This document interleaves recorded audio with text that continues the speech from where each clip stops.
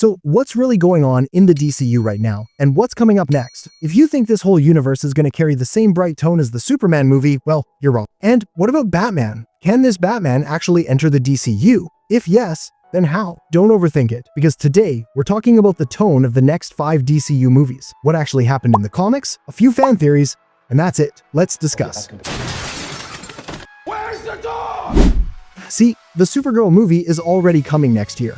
But this character is way different from Superman. Superman in the DCU is clearly inspired by his classic comic book version. He represents hope, compassion, and kindness.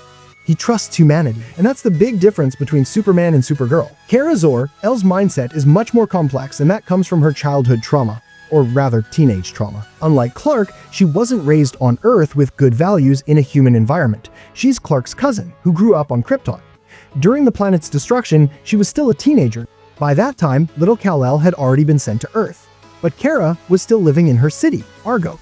Her father, Zor-El, tried to isolate the city from the rest of Krypton using a force field and keep it alive on an asteroid. It worked for a while, but radiation kept killing people. Kara witnessed all of this firsthand, from Krypton's destruction to watching her loved ones die, one after another, until finally, she too was sent away to Earth with the mission to look after her little cousin.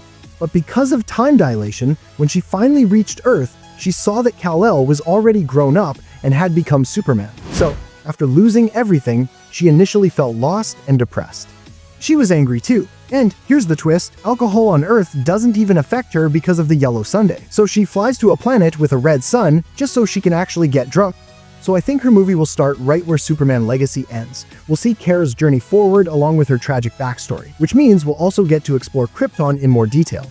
This movie won't be grounded at all. It'll feel like a clean space adventure, but an important part of the plot will be her dealing with trauma and figuring out morality. Think Guardians of the Galaxy, tragic and entertaining at the same time if they want to go that way.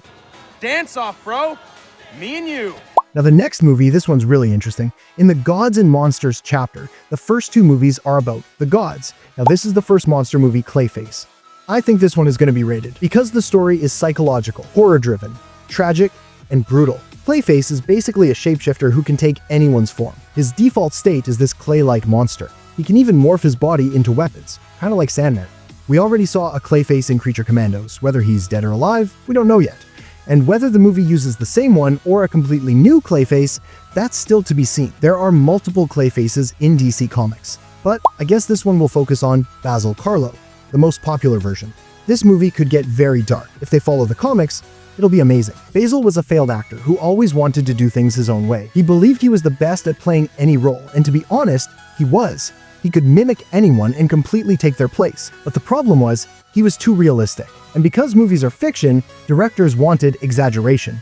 He refused, so his personal life fell apart too. No validation, no love, no real friends. He was depressed, and whoever he had problems with, he just killed them and replaced them. So I don't think this movie will be a large-scale project like Superman or Supergirl. It'll be grounded, intimate. And maybe, just maybe, in the ending, Batman gets teased for the very first time. Because right after this, we'll have the Brave and the Bold. Now actually, before that, we were supposed to get the Authority, but that's kind of hanging in limbo right now. So maybe they'll push it forward and then move on to Batman. Let's get nuts. The Authority is basically a team of superheroes who don't care about moral boundaries. They operate on their own terms, kind of like the boys. The team has some very interesting characters. First, Apollo, the discount Superman, but he's not an alien. He was born in a lab, experimented on, and carries a lot of trauma. Then we have Midnighter, the discount Batman. Same skill set, same type of fighter. And, the fun fact, Apollo and Midnighter are actually married. Then there's the Engineer, who we already saw in the Superman movie. Next is the Doctor. His powers are kind of a mix of Doctor Strange and Constantine. Then Jenny Sparks, who has electric powers. And Jack Hawksmoor, who's literally called the God of Cities because he can control entire cities and make them do whatever he wants. This team doesn't follow the system, they build their own system. If this movie gets made, I think it'll lean into a political thriller. And then comes Batman with Robin. The Brave and the Bold will introduce the Bat family into the DCU for the very first time, something we haven't seen in live action. Now, here's the thing, Batman in the DCU is already experienced and established. We just haven't seen him yet. But Creature Commandos confirmed he's been active for at least 15 years. If Bruce became Batman at 25, then right now he should be around 40. Meanwhile, Pattinson's Batman in The Batman 2022 was around 30.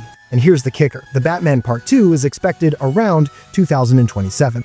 And The Brave and the Bold is also expected around 2027 or 2028, which means Warner Brothers won't release two Batman movies in the same year.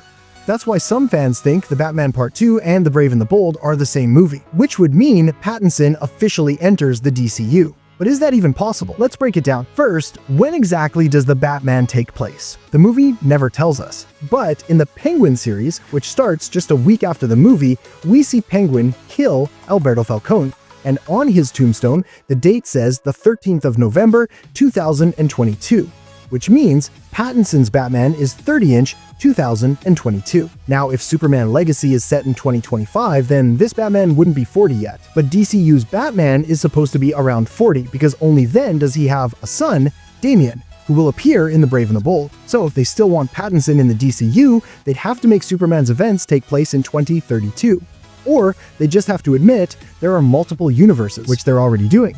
Honestly, I prefer the Elseworlds approach. Keep Pattinson's Batman in his own world and bring in a fresh, upgraded Batman for the DCU. And not just Batman, they should keep doing Elseworlds movies for other characters too. That way, 10-15 years later, they could give us a live-action Crisis on Infinite Earths. Imagine all the different universes colliding, that would be insane. That's just my wish though. They could do whatever they want. We'll see. Now, in The Brave and the Bold, Batman won't be alone. He'll have Robin Damian Wayne, his son. But here's the twist. Bruce didn't even know Damian existed. Damian was raised by his mother in the League of Assassins, trained since childhood to be a perfect warrior, which means he has zero sympathy. So the movie will heavily focus on Bruce and Damian's relationship, how Bruce tries to fix his messed up son while also dealing with the villain of the story. Now, the next monster movie, this one's on another level, Swamp Thing. And he's not just a monster, he's a being connected to a mystical force called the Green, which represents the collective consciousness of all plant life on Earth. It all started with a scientist named Alec Holland. He was working on a biorestorative formula in his lab when an explosion happened. Covered in chemicals, he fell into a swamp and died.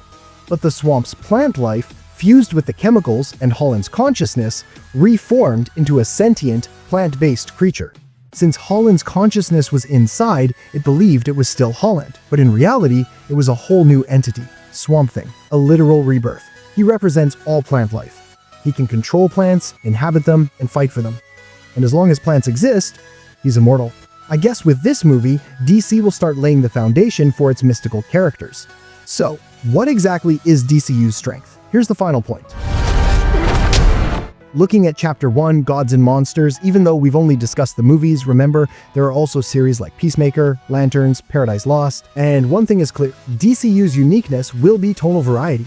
James Gunn doesn't want the DCU to be a single-tone franchise. This is a universe where a hopeful, comic-accurate Superman exists alongside an rated body horror Clayface movie, where a space fantasy Supergirl movie exists alongside a cosmic horror Swamp Thing story. And it won't feel odd because they've already established that metahumans have been around for 300 years. That's why even normal people in this world don't get too shocked by crazy stuff. And here's the best part. This is just the beginning. Within the next 2-4 years, we'll see all of this play out, and their plan is for a 10-year continuation. So let's see what happens next. Will you subscribe or not? What do you think? Will you?